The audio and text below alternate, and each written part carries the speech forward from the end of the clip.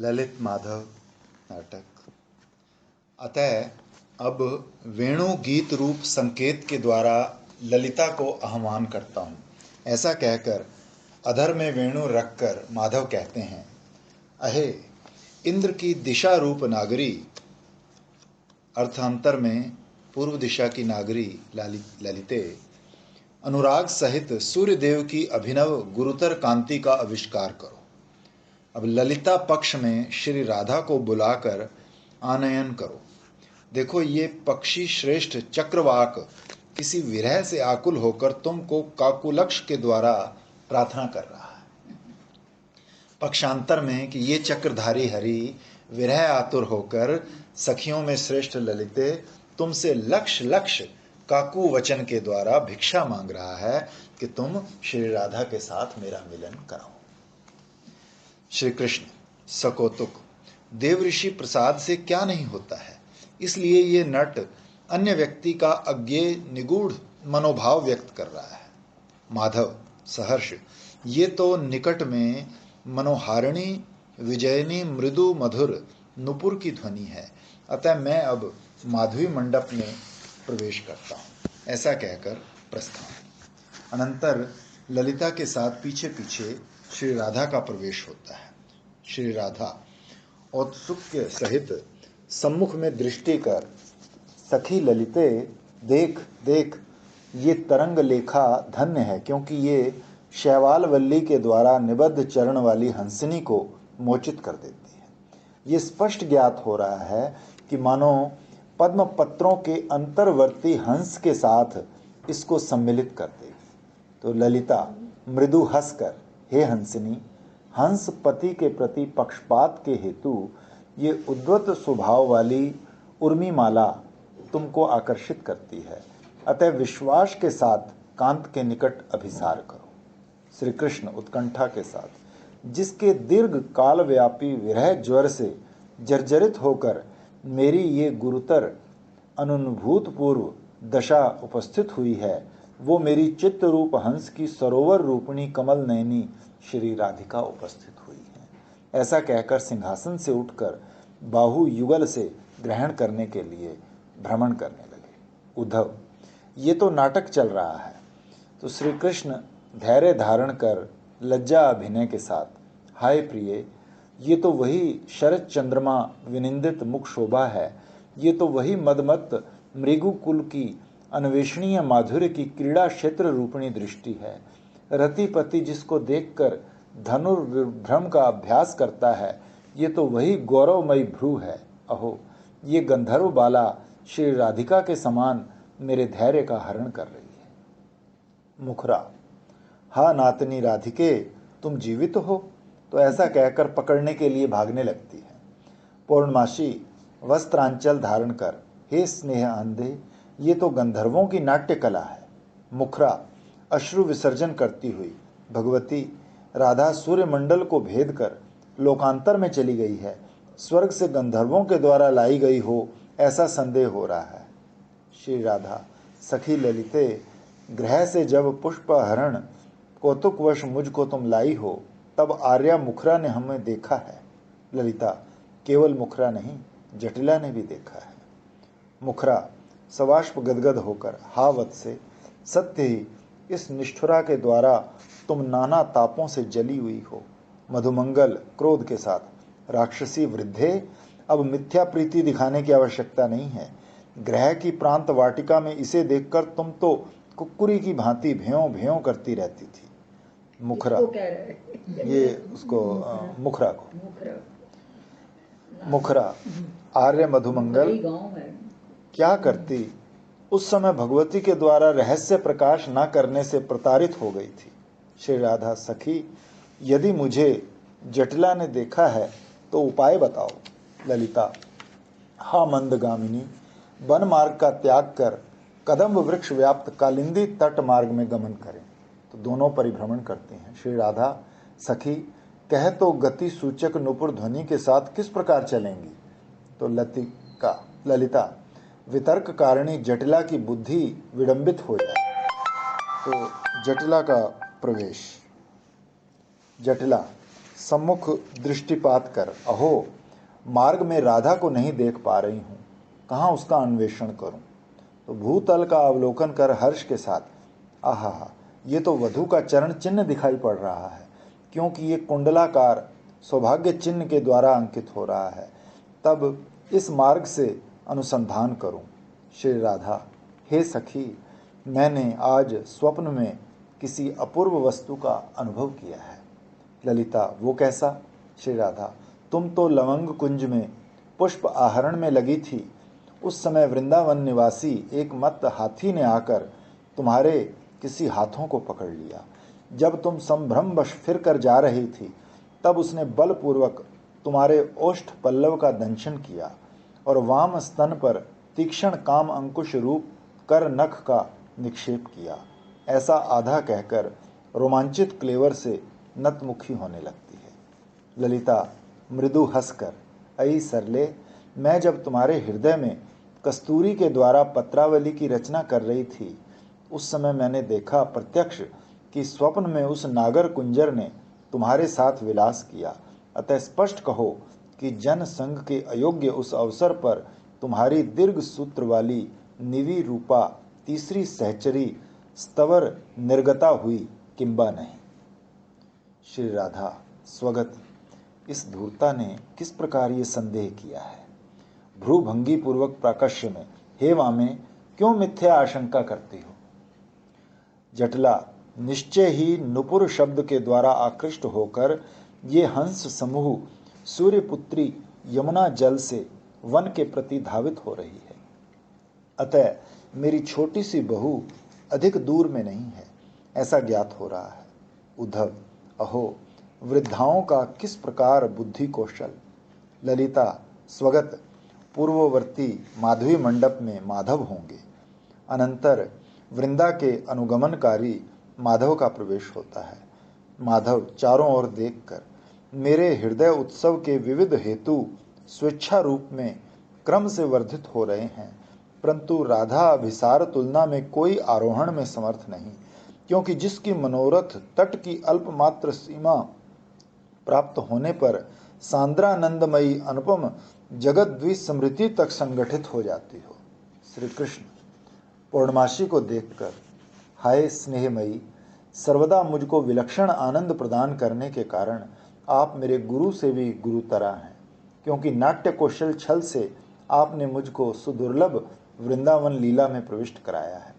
श्री राधा, माधव का अवलोकन कर आनंद के साथ मन मन में, हे भगवान, आनंद पर्जन्य जलधारा के द्वारा भी मेरी इस उत्कंठिता दृष्टि चकोरों को अवरुद्ध मत करो।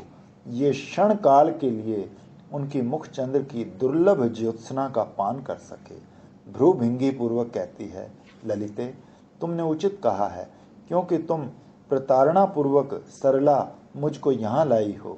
ऐसा कहकर नासा फुलाकर रोदन करने लगती है। ललिता, प्रिय सखी, क्यों मेरा तिरस्कार करती हो? ये देव संगठन है, मैं क्या करूंगी? माधव श्री राधा को देखकर, अहो दोनों नेत्र आक्रमण करने के लिए श्रवण सीमा के प्रति भाग रहे हैं। वक्षोज युगल त्रिवल्ली रूप रज्जु के द्वारा मध्य देश को बांधकर उसके स्थूलत्व का हरण कर रहे हैं। ध्रुव युगल उद्वत धनु विलास का विस्तार कर चरण युगल की चंचलता को हरण कर रहा है। अतः श्री राधा के तनु राज्य में बाल्य नरपति क्रमशः क्षीण हो गया है, अर्थात वह संधिकाल उपस्थित हो गया है।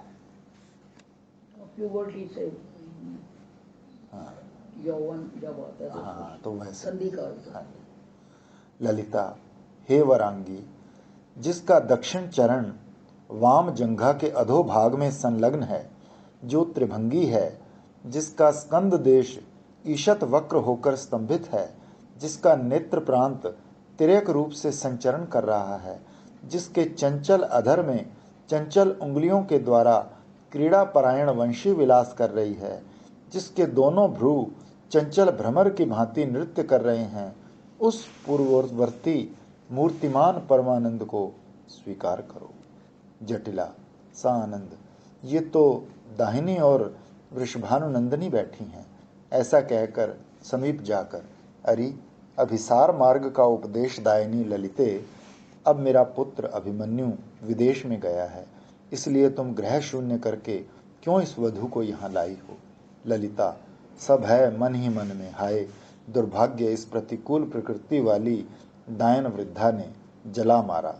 प्रकाश में आए, गार्गी के निकट से सुना है कि आज सूर्य देव की माधुरी पुष्प के द्वारा पूजा करने पर वो कोटि गो प्रदान करेगा, इसलिए मैं श्री राधा को माधुरी कुंज में ले आई हूँ, अतः तुम प्रसन्न हो।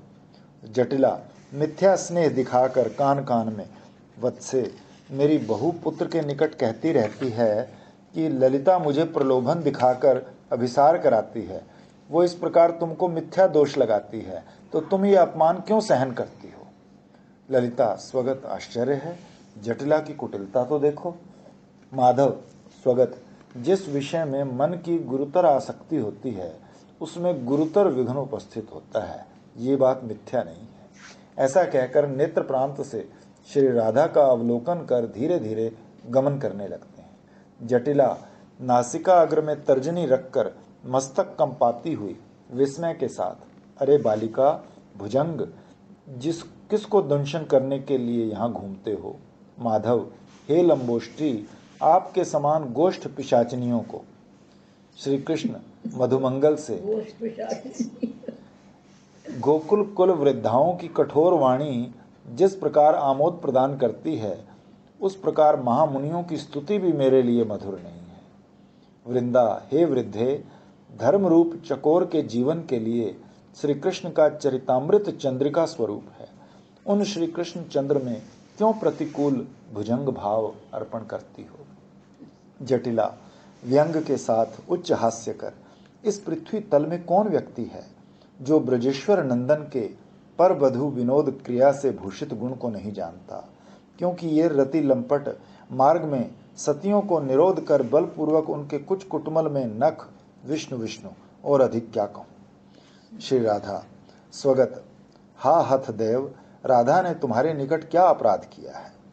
जटिला, हाय सरले वधु, इस कृष्ण सर्प की सुतीक्ष्ण कुटिल दृष्टि के द्वारा उत्पथ वर्तनी होकर ब्रज प्रतिमा भी जर्जरित हो जाती है, तुम्हारी कथा क्या कहूँ। तुम तो सुकोमल तपस्विनी हो, अतः आओ घर चलें। वृंदा, नागरेंद्र, वैमनस्य त्याग करो, अब तुम्हारी अभीष्ट सिद्धि के लिए सारिका मुख से ललिता का संवाद देकर विशाखा के द्वारा आपको निवेदन कराऊंगी, ऐसा कहकर प्रस्थान करती है। माधव, सखेद, हाय, एक बार चंद्र आलोक से चंद्रकांत मणि श्री राधा पिघल गई थी, परंतु पर्व काल में राहु रूपा भीष्ण जरती जटिला ने उसको ढक दिया है। निश्वास त्याग कर विशाखा को ढूंढने के लिए जटिला ग्रह के समीपवर्ती पाटली कुंज में चलता हूँ, ऐसा कहकर चलने लगते हैं। अहो, अपने ग्रह के प्रांगण में तो अभिमन्यु विराजमान है, अतः मैं यहाँ पर छिप जाता हूँ, ऐसा कहकर चले जाते हैं। अभिमन्यु का प्रवेश। अभिमन्यु, ऋतुमती गाभी लेने के लिए स्वर्ण मुद्रा की आवश्यकता है, माता कहाँ है तू। जटिला, हाय हाय, अभी सारिका ने शुक को जो गोपन करके कहा है वो मैंने सुन लिया है, अब माधव अभिमन्यु वेश में मेरे घर पर आएगा, अतः वहाँ जाकर देखूं, ऐसा कहकर चलते चलते द्वार देश में अभिमन्यु को देखकर, क्या आश्चर्य, सचमुच ये धूर्त आ ही गया, अतः जाकर प्रमाणिक जनों को लाती हूँ, ऐसा कहकर चली जाती है। यदि वो अभिमन्यु का वेश धारण करके आया, उसे सुन लिया। विशाखे तुम कहाँ हो, तो ललिता का प्रवेश। ललिता मन में, यहाँ श्री कृष्ण को भेजने के लिए सारिका के वचनानुसार विशाखा गई है, तो स्पष्ट रूप में लज्जा दिखाकर धीमे स्वर में, सुभग यहाँ विशाखा नहीं है। जटिला, कुंदलते, अपनी सखी की सुशीलता को देखती जाओ। कुंदलता देखकर मुख नीचे करके, हा देव, रक्षा करो रक्षा करो। भारुंडा, आए गार्गी, देखो मेरी सखी जटिला झूठ मूठ नहीं जलती रहती, तुम देखती जाओ, आपका ये लंपट कृष्ण प्रत्यक्ष अभिमन्यु होकर आया है। जटिला, आर्य गार्गी, भाग्यवश आज तुम सबको चार चमत्कार चंद्रिका है ना, इसमें एक है कि वो कहती है इसमें गहने हैं राधा के लिए, तो ठाकुर जी को उठा देती है। हाँ, वो उसको उठा कर ले जाते हैं। ऐसा कहकर पीछे से घूमकर पुत्र का हाथ पकड़ती हुई आक्षेप के साथ, अरे गोकुल किशोरी लंपट, अरे परग्रह लुंठनकारी कृष्ण, क्या जटिला तुमको अपना पुत्र समझेगी? कभी नहीं। तो अभिमन्यु लज्जा के साथ मुख छिपाकर लौटने लगता है। जटिला, अरे रति लंपट, क्यों मुख छुपा रहे हो? आज तुम्हारी विद्या नहीं चलेगी। ऐसा कहकर खींच कर सामने लाती है। अभिमन्यु मन मन में, हा धिक धिक, पगली माता के द्वारा आज मैं लज्जित हो गया, तो यहाँ से चलना चाहिए। तो जटिला दौड़कर वस्त्रांचल पकड़कर, रे चोर, मैंने दृढ़ता से पकड़ कर रखा है, भाग कर कहाँ जाओगे? अभिमन्यु लज्जा से मुख नीचे कर, आर्य भारुंडे, निश्चय मेरी माता पर भूत सवार हो गया है। सब उसको पहचान कर शब्द करते हंसने लगे। जटिला मन में, हाय धिक्कार, क्या भूल हुई, क्या भूल हुई, ये तो विदेश से मेरा पुत्र ही आकर उपस्थित हुआ है। ऐसा कहकर छाती पीट कर चलने लगती है। तो भारुंडा वत्स, सत्य ही तुम्हारी माता पागल हो गई है, क्योंकि उसने तुमको माधव मान लिया। अभिमन्यु मंद हास्य करने लगता है। कुंदलता, वीर अभिमन्यु, मेरी सखी राधा निश्चय पुण्यवती है, जिसने अनुकूला, सत्यवादिनी और स्नेहमयी माता को सास के रूप में प्राप्त किया है। अतः हम सब उसकी अपरूप नृत्य कथा भगवती से निवेदन करेंगी। ऐसा कहकर तीनों चली जाती हैं। अभिमन्यु, ललिते, माता को ले आओ, मैं शीघ्र जाना चाहता हूँ। तो ललिता गमन करके पुनः आती है। हे वीर, आर्या तुम्हारे सम्मुख आने में लज्जित हो रही है। अभिमन्यु, तब तो मैं स्वयं पिटारी से स्वर्ण मुद्रा लेकर जा रहा हूँ। ऐसा कहकर चला जाता है। श्री कृष्ण, सखे मंत्री राज, क्या पूर्व अनुभूत परमानंद है, जिसका अनुभव मैं नटगणों से कर रहा हूँ। वृंदा का प्रवेश। वृंदा, ललिते, शीघ्र भाग चलो, क्योंकि देखो वो अभिमन्यु क्रुद्ध होकर पुनः आ रहा है। ललिता भय के साथ देखकर, दारुण रूप में प्रतीयमान होने पर भी इसकी दृष्टि परिणाम में माधुर्य में बोध हो रही है। अतः ज्ञात होता है कि अभिमन्यु वेश धारण कर श्री माधव ही आ रहे हैं। वृंदा, राधा सखियों की बुद्धि का कौशल देखो। संध्याकालीन मेघ के सहोदर निबिड़ कांति की भांति अभिमन्यु की अंग कांति है, और पर्वत में देश के दंड के समान नासिका से युक्त है। कोटरगत चक्षु से समन्वित मुख वाला इस प्रकार व्यस्त गति है। करवी पुष्प की छाया की भांति वस्त्र पहन रहा है। ठीक वैसे लक्षण हैं। श्री माधव उसके असाधारण रूप का स्पष्ट अनुकरण कर रहे हैं। तदनंतर अभिमन्यु वेशधारी श्री माधव प्रवेश करते हैं। माधव, लज्जावश संचालित भ्रिकुटी द्वारा कुचित एवं ईशत मुद्रित नेत्रों युक्त उस मधुर द्युति संपन्न राधिका मुख का कब मैं बलपूर्वक पान करूंगा। सम्मुख देखकर, ललिते, मेरी जीवन रक्षक औषधि रूप तुम्हारी वो भीरू सखी कहाँ है? ललिता, सखी राधे, इधर आओ। तो श्री राधा प्रवेश करती हैं। श्री राधा लज्जित रूप में मृदु हास्य करके मन में, यदि प्रियजन अप्रिय पदार्थ को अंगीकार करता है तो भी वो अप्रिय पदार्थ सुख प्रदान करता है। गिरीश के गरल ग्रहण करने पर क्या गौरी उनमें अत्यंत आसक्त नहीं हुई? माधव, ललिते, मेरे हाथ में महासंपत्ति प्राप्त हुई है, ऐसा जानो। ललिता, यदि ये यक्षिणी बाधा नहीं तो। नटी प्रवेश करती है। जटिला सहर्ष, ओ वधूठी, आज तुम भाग्यवश सुबुद्धिमती हो गई हो। अब तो मेरे पुत्र के दृष्टिपथ में आ गई। अब सब संभ्रम प्रकाश करने लगे। पुत्र अभिमन्यु, संध्या होने पर मैं तुम्हें अच्छी तरह से देख नहीं पाती हूँ। माधव आनंद के साथ मृदु हास्य कर, माता, जिससे तुम्हारी दृष्टि पूर्णतः ठीक होगी उस प्रकार का अंजन दूंगा। पक्षार्थ में समग्रतम अर्थात पूरी तरह ही अंधी हो जाओगी, ऐसा अंजन दूंगा। श्री कृष्ण मंद मंद हास्य करके, सखी मंत्री राज, सौभाग्यवश तुम आज ब्रज लीला रूप अमृत सागर के पुलिन में अवतीर्ण हुए हो। जटिला, वत्स, मुझे किस लिए बुलाया है? वृंदा, संप्रति संध्या काल में गौ मंगला देवी की आराधना की इच्छा कर ये आपकी अनुमति भिक्षा मांग रहा है। माधव, माँ, तुम्हारी बहू मेरे साथ चैत तरु के मूल में जाना नहीं चाह रही। जटिला, वत्से राधिके, मैं तुम्हारी गुरुजन हूँ, मेरा ये अनुरोध अवश्य पालन करो, शीघ्र अपने कांत के साथ जाओ। श्री राधा मन में, ओ माँ, आश्चर्य आश्चर्य। कहते हैं ना कि भक्ति मार्ग में जिसको हम अड़चन समझते हैं वो कई बार अनुकूल बन जाता है। तो राधा जब 3 दिन इकट्ठे रहते हैं ना उसमें घर में, कहती अरे मुझे तो इनकी पूजा करनी चाहिए थी। जटिला, कुल पुत्री माथे की शपथ खा रही हूँ। माधव, ललिते, आज हम सब कुंज में मंगल जागरण करेंगे, अतः चंद गंध आदि उपहार ले आओ। वहां सुसज्जिता श्री राधा को मैं सर्वप्रथम आराधना के लिए नियुक्त करूंगा। ऐसा कहकर चले जाते हैं। श्री कृष्ण पौर्णमासी को प्रणाम कर, भगवती, विरह पीड़ा सम्यक रूप से प्रज्वलित हो गई है। धैर्य अवलंबन में असमर्थ हूँ, कहो क्या करूं। पौर्णमासी मन में, प्रथम कल्प अर्थात राधा विषयक प्रस्ताव अतीत हुआ है, अब चंद्रावली प्रस्ताव का अनुकल्प किया जाएगा। अतः आज सांदीपनी मंदिर में जाने के छल से कुंडिन नगर में जाऊंगी। श्री कृष्ण, भगवती, प्रासाद के ऊपर स्थित गृह में जाने के लिए आदेश की प्रार्थना कर रहा हूँ। ऐसा कहकर सबके साथ प्रस्थान करते हैं। ये चौथा अंक समाप्त। चंद्रावली को बोले